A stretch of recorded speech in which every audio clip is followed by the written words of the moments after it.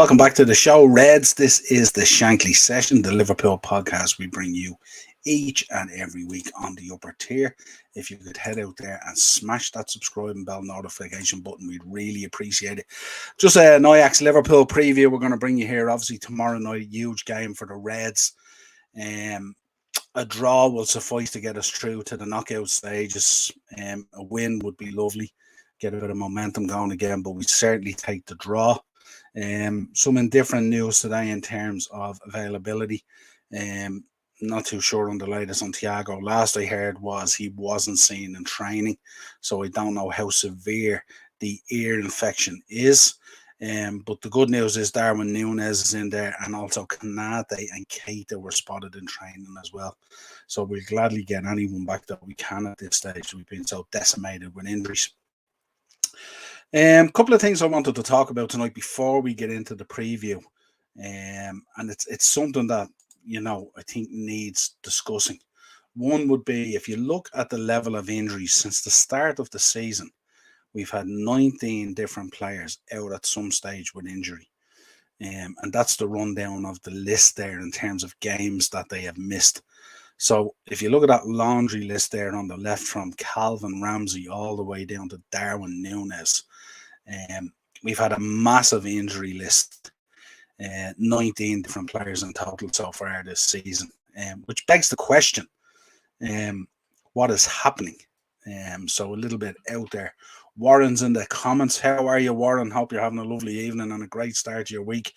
Go and check out Warren's Team Talk, great channel out there. Brilliant show on a Saturday, and did a stellar job filling in for Del Boy the other day as well, post-match against Southampton.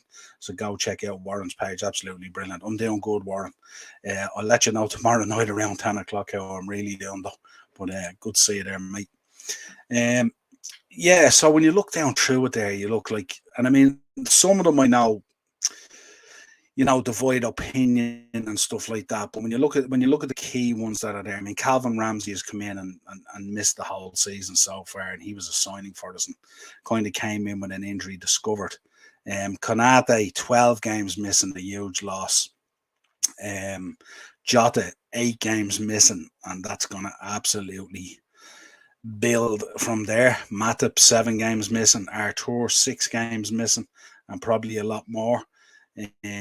Hasn't really featured at all this season, so probably a lot more than 6 games really. Thiago, 5 games missing. Luis Diaz, 4 so far. Robbo, 4. Jordan, 3. Costas, 2. All the way down to 1, 1, 1, 1, 1, and even more. And some of those numbers have greatly changed even since then, I would imagine. But it begs the question we got to ask ourselves: how does a team that last year was 1 win away and potentially 1 goal away from completing the historic quadruple that's never been completed, and that the fall off this season has been so great? Now, we know pre-season wasn't all that it should have been for us, and 1 or 2 needless games in that pre-season cost us injuries, namely Konate was a big one, I think against Strasbourg, which was really a throwaway game when you think about it. But then we went out in the Community Shield and we played absolutely brilliant against Man City and beat them in the Community Shield. And I was thinking, this is where we're going to kick on now, hopefully, into the new season. Hopefully we can bring that form in. And then it just spiraled out of control, starting with the Fulham game, which was an absolute disaster. And from there on in, it was kind of hit and miss, more of the same, lackluster, kind of, till we got kind of to the Bournemouth game. Couple of draws we had racked up and stuff like that, really, where we were kind of lucky, to be honest.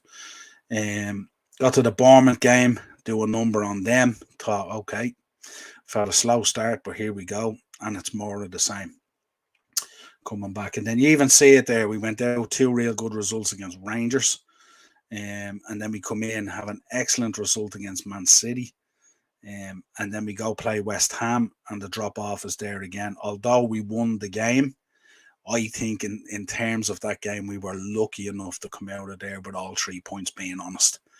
And then on top of that, then we go in against Nottingham Forest, bottom of the league, minus 16 goal difference, 1 win all season, and we absolutely bin it. We absolutely binned it on Saturday. I don't think I would go as far as to say that the performance on Saturday against Forest was probably worse than the performance against Napoli away. And that's a big shout because that was shocking. Warren back in the comments. Any team would struggle with that level of absences, but does the club why do many injuries are picked up? Yeah, I know where you're coming from on that one, Warren. It's something we're going to get into here when we talk about the medical side of things, and you're going to get me started here and triggering on club doctors and all that stuff. Biggest game of the season so far for Liverpool. Biggest game of the season so far for Liverpool. Yeah, the Ajax one obviously tomorrow is huge in terms of our European journey. And look, Morris, the biggest game so far for us this season is the next game in the Premier League. And it's going to be like that each and every week until we break for the World Cup, because I just think at the moment we're so far off it.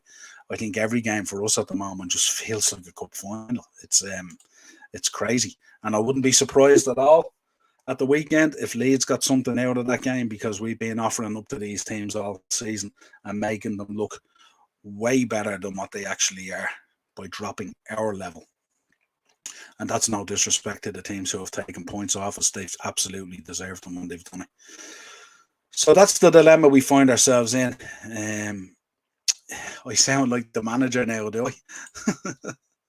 I do sound a bit like a Morris, but don't worry, that'll all change shortly. Don't worry about that. And the funny thing, Morris, is I haven't even seen the press conference. So there you go. But the key issues at the moment, I mean, it was really a recipe for disaster when you think about it, because the mental and physical fatigue of coming off last season, playing every single minute of every single game that we could, and the fatigue of chasing City down season after season and trying to stick with them. When on paper, if you look at both teams, we didn't necessarily have a God-given right to be in there, and we had to make up a lot of ground on the numerous occasions. But also, if you look at the injuries, they've been absolutely huge. And that's no excuse. That's a reality that's there. And I know lots of teams pick up injuries, but look at that level of injuries there.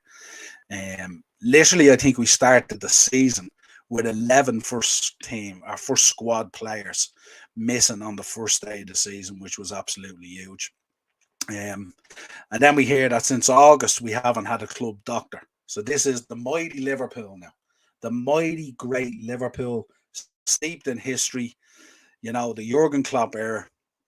And we've had no club doctor since August. Dave's in the chats. How are you, Dave? Hope you're doing well, buddy. Curtis Jones doesn't do it for me, mate. I missed a missed opportunity for him. Yeah, absolutely. He was shocking. And funny enough, you'd put him in your team, and I think I had as well when we were chatting on I think it was Thursday, was it, for either Thursday or Friday for the preview. But I think maybe the ship has sailed on Curtis for it's not great, but I think it's probably sailed for him, because I think at this stage he's about 4 years around the first team squad, and he doesn't look like he's developed at all. I did like the kid originally. I seen him myself live in the Aviv, actually, I think one time when we played in Napoli. And I seen him playing there, and I liked he had a bit about him and stuff like that. His forward play was really good. I liked the way he was able to pick up the ball and run at defenders, fearlessly. But again, it's always been questionable what he does in the final third of the pitch. I seen him against Arsenal when I was over that cup game I spoke to you, Dave, about. He was brilliant in that game, the 5-5 that went to the penalties and stuff like that.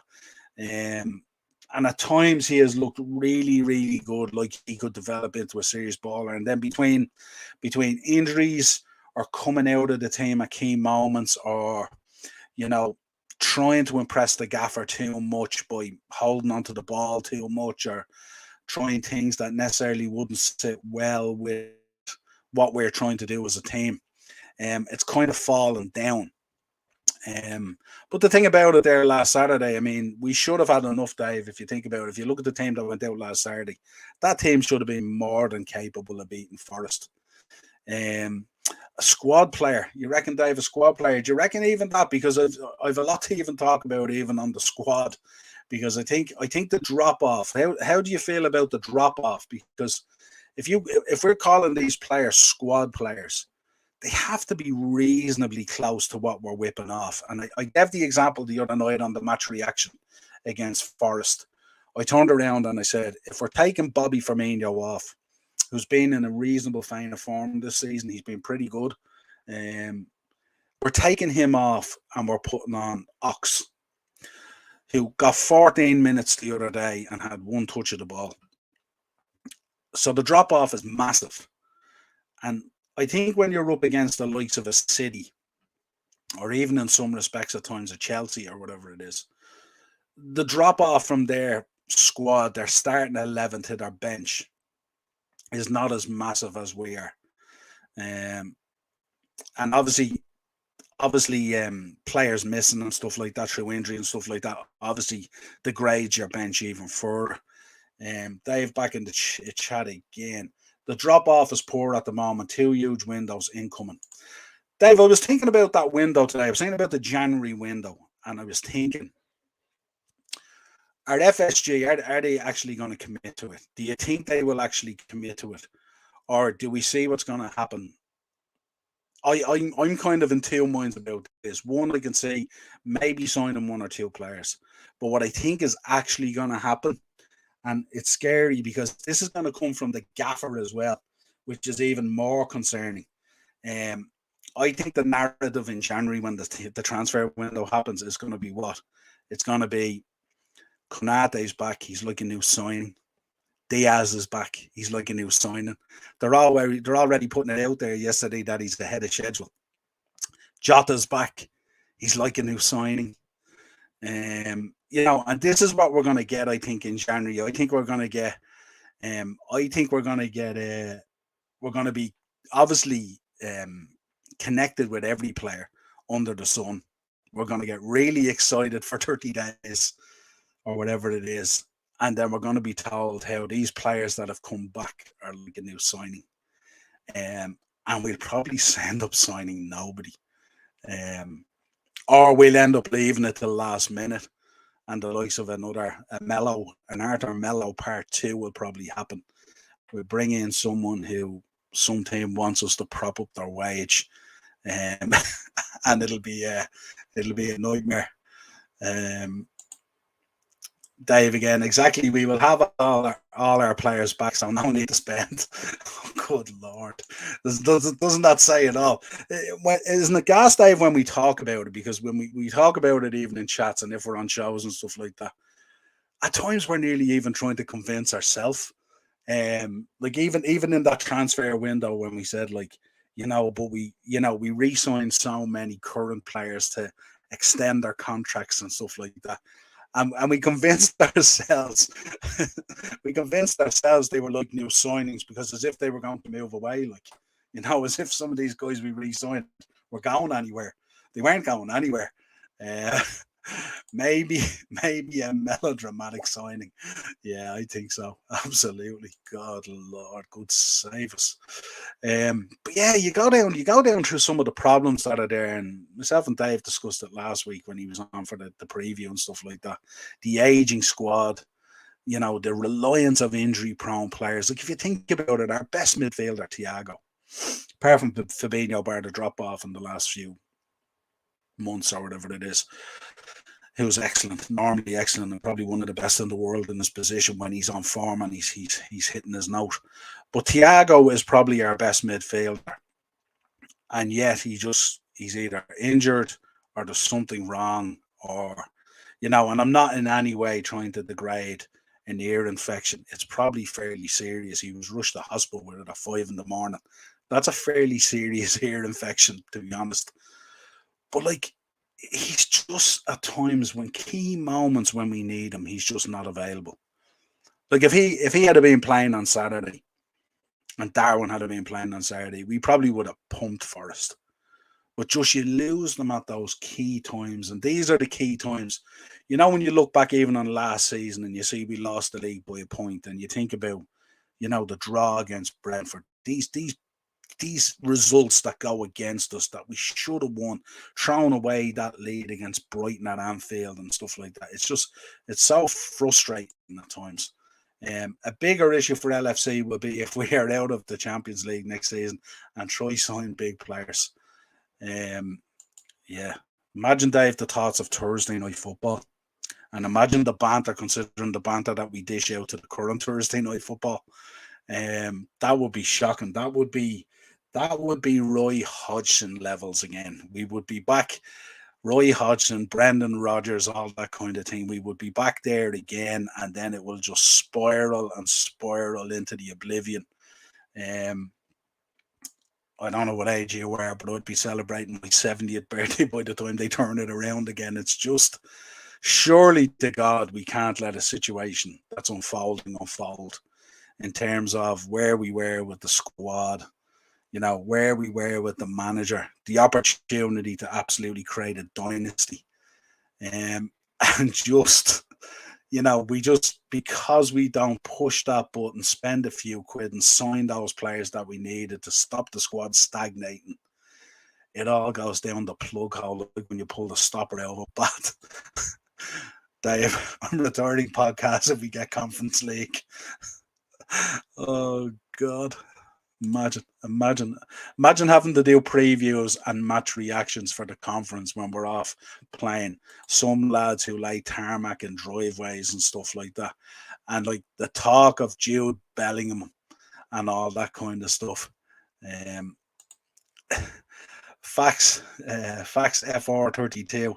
3-1 is my prediction. Not a bad prediction. I presume you're talking Liverpool, though. You're not talking Ajax 3-1, are you? Or are you? Hopefully you're talking Liverpool 3-1. But let us know. Yeah, let us know. It is 3-1 Liverpool, I presume. But yeah, some of those other things. I mean, when you look, we spoke about the drop off in the bench, the investment in the squad, which has literally been nothing really when you think about it. When you think about how successful we've been in that really successful season, and we just went out and did nothing. Really bad. Then you look at most Liverpool fans out there, they're hesitant to talk about Jurgen Klopp and stuff like that. And we all love Jurgen. We're delighted he's our manager. Absolutely brilliant. And then we get the bad news today that potentially Michael Edwards might be heading to Man United. And I paused for about 2 minutes when I heard this news. I couldn't believe it. And I was thinking, if Michael Edwards goes to Man United and he's there and Ten Hag is there, who's doing a decent job, and we know how good Michael Edwards is, and we know that, I'll say, Man United are willing to spend money in the market. It doesn't matter whether it's from their revenues or whether it's from the Glazers or whatever it is. They spend money. So Michael Edwards will have money to spend. And we know the job he did at Liverpool.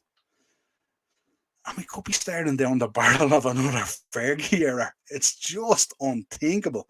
Warren back in the comments. If you're picking up injuries at that level, surely the club must realise that they either need to recruit reinforcements for the squad or carry out a root and branch investigation into the injuries. Absolutely. We'd love to carry out an investigation into the injuries, Warren, but you know what the problem is? We don't even have a club doctor. We don't even have a club doctor. The great Liverpool hasn't had a club doctor for 3 months. Just let that settle. Just let that land and settle there, Dave. Yeah, that's true. Unfortunately, about Edwards. Jesus Christ, Dave, we're in trouble. I don't know how you felt. I was really down after the Forest game. I was really down. It was such a poor performance. I was so down. And sometimes then you get the other results coming in. So like Chelsea drawing with Man United, and Spurs dropping points to Newcastle, and obviously City won, but Arsenal drew with Southampton. And you think, okay, it was kind of damage control. It wasn't too bad, right? We really dropped a point to what's above us and stuff like that. So it wasn't too bad. I actually got more angrier as the weekend went on. I got even into worse humour because I was thinking, how have we missed this opportunity again where we could have put a score on the board, got the 3 points against Forest, and we didn't? Good Lord. I don't know what Jurgen's going to be singing. Doctor, can you? Jurgen Collin. Oh, God. Imagine. Don't fuel the rivals with any more chance, Dave. The chances, these days are bad enough as it is. We don't give them any more. They'll be singing everything at this stage. Then about the gaffer, I mean, what do we make of him so far this season without being critical about him? And look, I'll put it out there first of all. I'm not Klopp out. I'm nowhere near Klopp out. I couldn't be further away from Klopp out. But some of the decisions are absolutely bewildering. Some of the substitutions this season have been absolutely bewildering. Some of the starting lineups have been bewildering.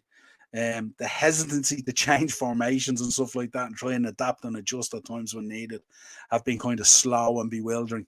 But Dave, probably a question mainly for you in the chat.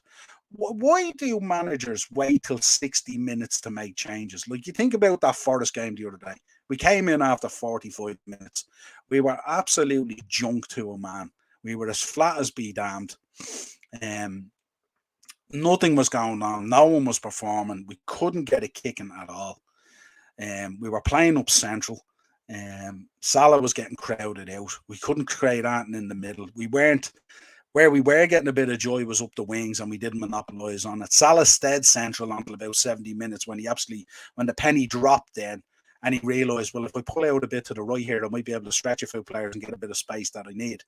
But I couldn't believe it after 45 minutes when the team came back out and we still had the same team on the pitch at 0-0. And I was going, we're going to cough up a goal here. I was convinced we were going to cough up a goal. I couldn't believe that the gaffer, as bad as we were, didn't make changes at half time.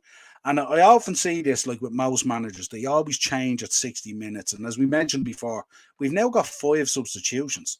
So, like, we don't necessarily have to be overly careful. And I thought if we had made those changes at half time, it might have been a really different game. And I just couldn't understand it. It was so in front of me and so blatant that changes had to be made. And yet they didn't see it for one reason or another. Yeah, we need a halftime change at the Forest game, but Klopp really does it. He trusts his players too much. Absolutely. And this is where I highlight this whole sentiment and loyalty and lack of rootlessness. I'm thinking if that's Pep, he's absolutely tearing those players off, probably even before halftime. We seen it with Potter the other day when it wasn't working with Chelsea. On 35 minutes, he made a change. And I like that in a coach, that even if you've set up, you're not beyond questioning what you've done if it's not working and trying to correct it by using your bench. And you could see it with Potter the other day. He changed it up and it worked a little bit for him, if you like, in terms of changing the dynamic of that team. When Man United was having a bit of a stranglehold on Dave, he definitely needs to get ruthless. He definitely needs to get ruthless. And do you know the thing about it is, when you see how strong he is on the sideline and that spirit that's in him and stuff like that, I just wonder, does it transcend down to the players, or are all these players just his buddies? I mean, when it went out of kilter with Sacco back in the day, he sent him out the door. He sent him out the door immediately. And I think at times, a lot of these players, and I hate to say it, are somewhat taking the piss out of the gaffer. I think they're leveraging his loyalty, and that kind of friendship that he has with the squad, and they're taking the mickey. They're going out there and they're not performing. The other thing I wanted to raise up was the World Cup, the timing of the World Cup, and how we feel about that. Obviously it affects a lot of teams. It affects a lot of players. So it's not just Liverpool, of course. But you can see, are these players really putting in 110%? Are they really being careful? I mean, we seen it the other day with Varane when he got that injury. He was absolutely devastated. And of course, we've seen it with our own Jota as well. Absolutely devastated at being out of the World Cup, and others. And I just wonder, in that moment, that moment in that tackle where you really need to put that 110% in and fight for everything you get on the pitch, are players backing off a little bit and being a little bit more hesitant about it because the World Cup is around the corner? I just wonder, And then, of course, we have to look at our ambition. and take a reality check on our ambition, especially at this stage, because we're not going to be winning this league anytime soon by the looks of things. Unless we go on a run from now till the end of the season. I think there's something like 81 points still to fight for. So if we got 81 points, that will put us on, 97, is it? I think we're on 16 at the moment, so 97. So we'd literally have to win nearly every game to fend off City at this stage. And I just don't see that happening. I don't see how a run like that could happen anywhere. Are you around later for a show, mate? No panic if you can't make it. Yeah, I am. I'll be around. Yeah, just hit me up, Dave. I'll be finished on this in about a half an hour or so. Hit me up if you need me. Yeah, no problem at all. Glad to come on. So then you look at that, that disjointment of ambition. And when I talk about disjointment of ambition, I talk about we have an ownership up there who, without a doubt, commercially have done an unbelievable job on the club and on the team getting it to a certain point. But where the failing has happened is because the fruits of the commercial entity and the brand of Liverpool Football Club on a global level has taken over and pumped the value of the club up to between 4 or 5 billion.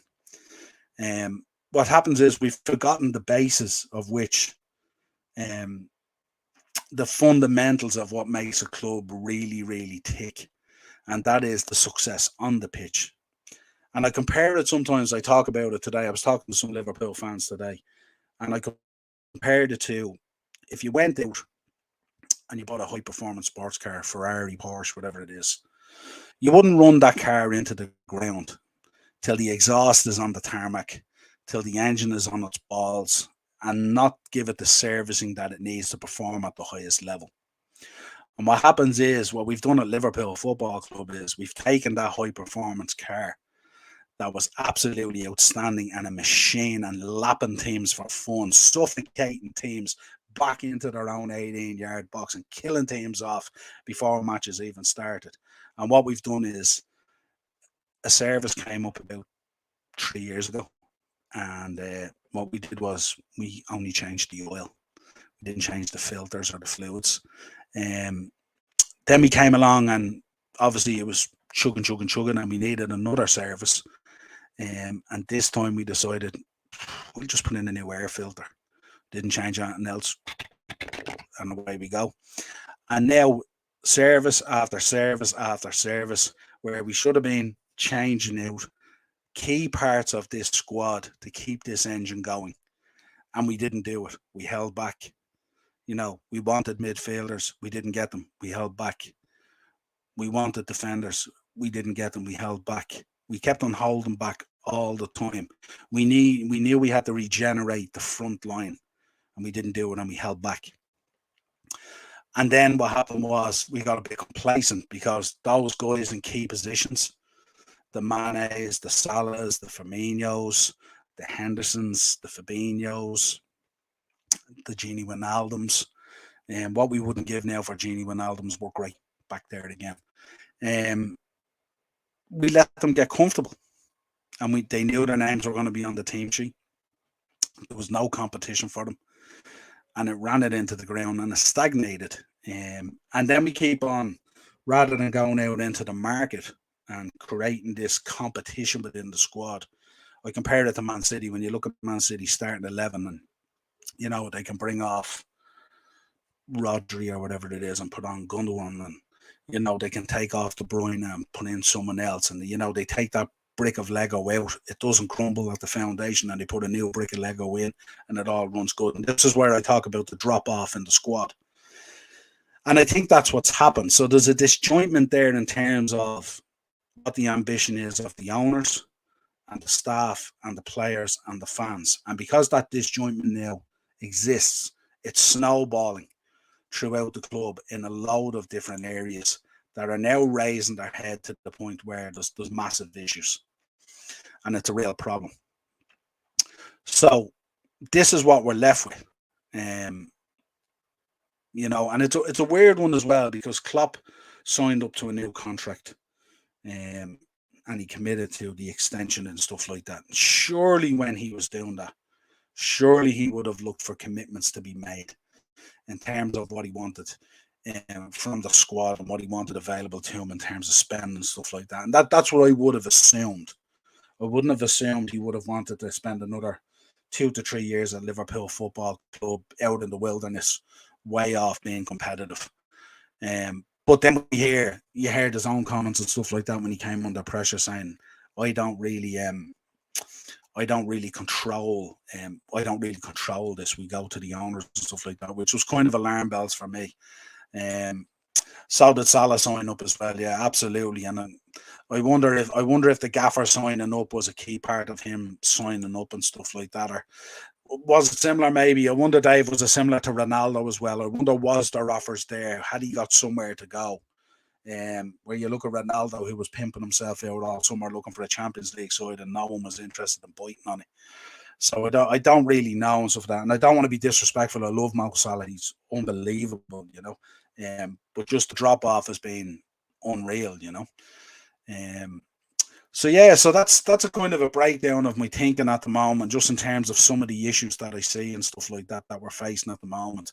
The injuries is obviously a big one, but understanding why they're happening and stuff like that, and how can we fix that? It was only a few months ago I was preaching about our medical team, saying what a great job they did on Matip and stuff like that, who was always injury prone and stuff like that. And last season he had probably his most rewarding season in terms of playing time and the level at which he was playing at. And I thought we had figured it out from a scientific point of view and a medical point of view, how we manage these players who are injury prone. How do we figure out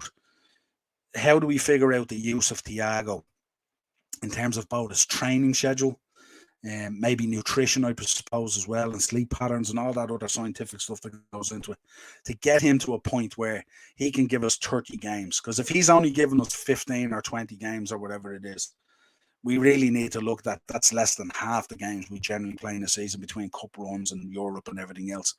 And if he's our key player, you can see there on Saturday when he's not there, the drop off in him alone is massive. And I've often described Liverpool Football Club as a jigsaw, and a jigsaw only works if all the parts are in place. And he's a key part in that jigsaw. So when he's not there, the jigsaw can't be complete. The play is disjointed. There's no real creativity, and we fall apart. And that's where I think that's the key issue. Right, let's get into this preview now that I have vented my thoughts on the issues at Liverpool Football Club. Ajax up next tomorrow night, 8 o'clock in the Johan Cruyff Stadium, I believe it's called now. But this is going to be an interesting game. This is do or die for Ajax. So they're going to come at us. They're at home. They're going to have a boisterous crowd. It's going to be an intense atmosphere.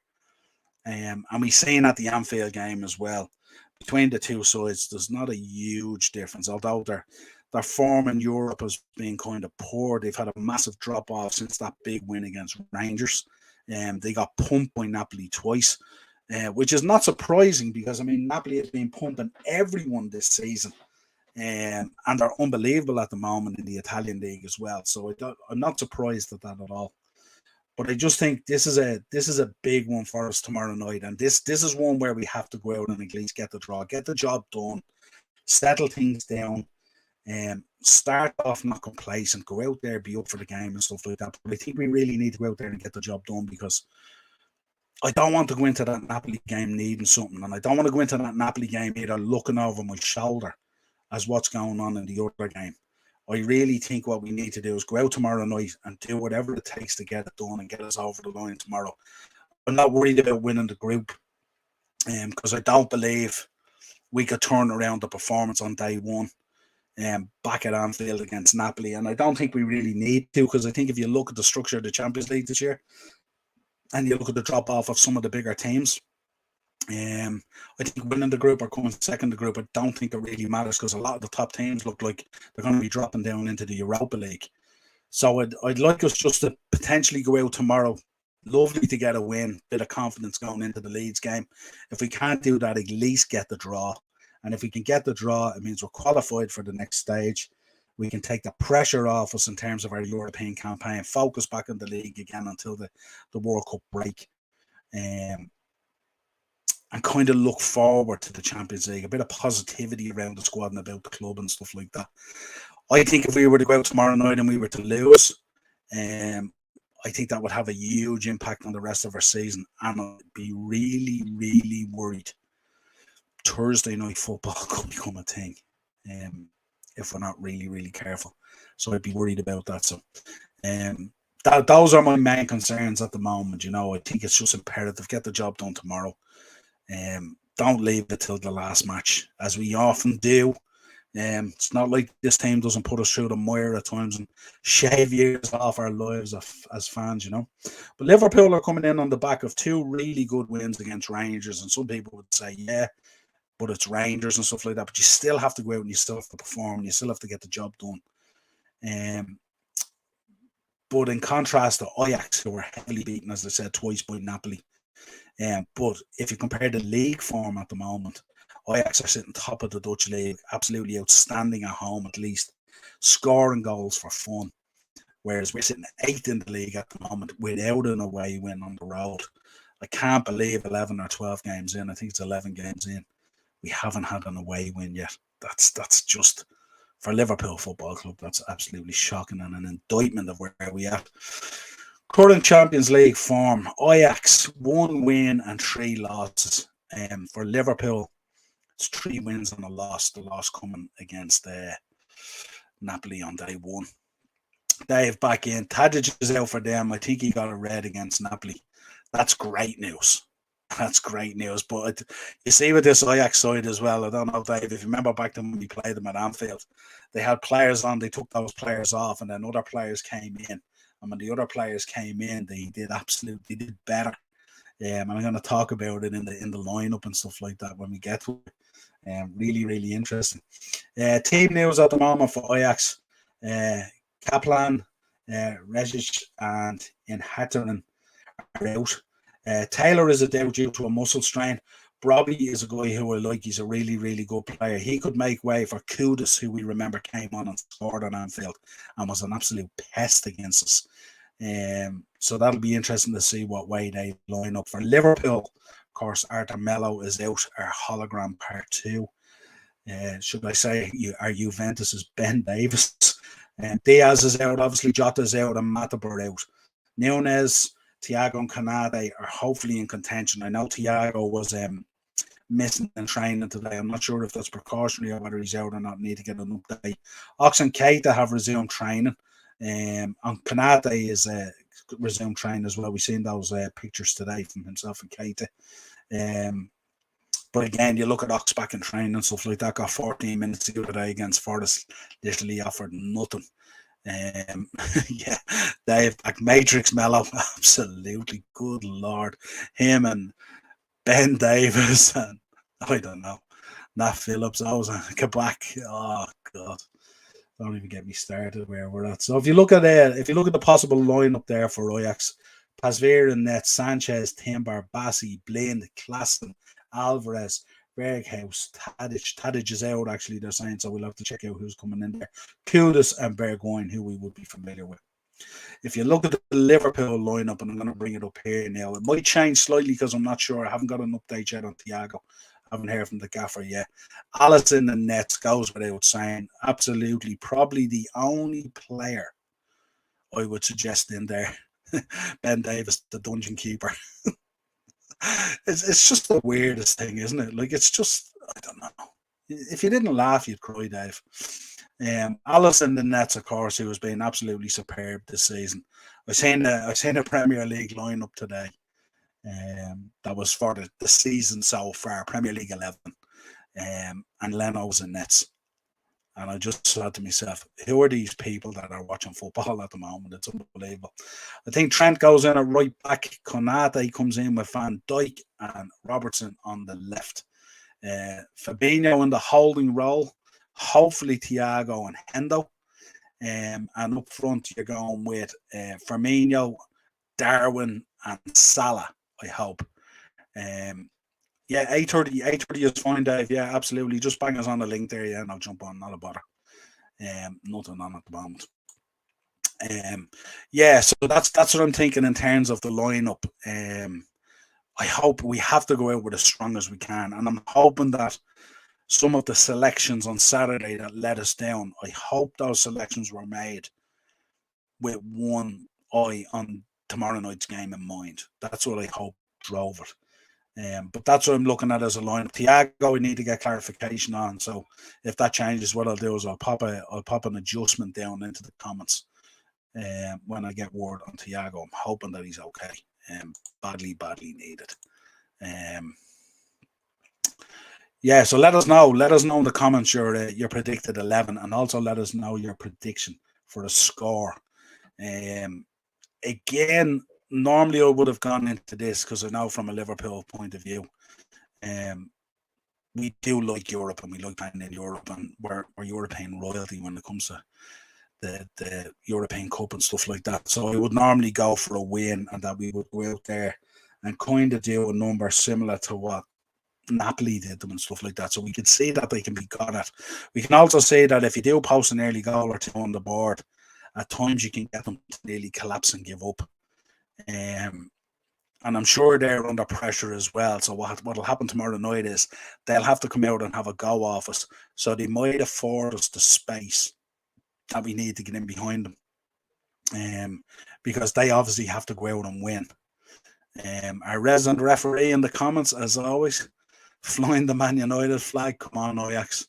Marky, no need for that. No need for that. Concentrate on those plumbers that you're playing on Thursday. Don't be worrying about what Liverpool is doing. But I went with a prediction. I'm going to go with I'll take a high-scoring draw right now. 2-2 I will take. And if you offer to me now, I'll bite your hand off. I had a quick look at the betting as well. Ajax are just shy of 3-1. The draw is 13-5. And Liverpool are 20-23 on. And again, as I've said before, looking at the betting, time and time again, the betting on these days, looking at football, especially when it comes to the Liverpool games, is never a reflection of the form guide or anything like it. He's going to Fairview. I'm going to Fairview on Thursday for the United game. Dazzler probably has season tickets. Hit him up. He'd have season tickets for Fairview, all right. Yeah, absolutely. Fairview, yeah. Sheriff could only dream of having a ground like Fairview. But that's my prediction. My prediction, I think, is going to be a 2-2 draw. I think it's going to be intense. I think as Liverpool fans, I think we are going to shed a few years off our life. Let's say tomorrow night, it is going to be a nail biter. I would imagine they're going to come out really, really strong. Del Boy, what is the story, my friend? Watched your video today. Very, very good. Plenty of passion in it and stuff like that. No, really enjoyed it. If you get a chance, guys, go out and check out his channel, Del Boy Gunner TV. Absolutely cracking channel. Certainly listening to you today. The Southampton game was a bring the fan base back down to earth kind of moment. But listen, I wouldn't be too harsh. You've had a great start to the season. Marky back in the comments as well. Sheriff for life. Don't be changing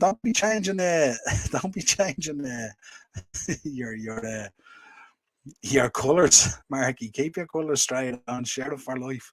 Unreal. But yeah, it should be good crack on Thursday watching Man United play the great Sheriff. Dave's on Del Boy, you mad bastard. Don't worry, Dave. He gate crashes these all the time. He's top notch. Absolutely top notch. We disturbed him last week from his bingo. He won a small amount of money. I think he didn't win too much though, but I think he did all right. But yeah, absolutely cracking. Good to have you there, lads, in the chat. Like I said, let us know your prediction in the comments. And obviously let us know your starting lineup, and let us know your thoughts on the issues at Liverpool Football Club. Collectively, I think it's a lot of stuff going on at the moment that just isn't getting pulled together in time.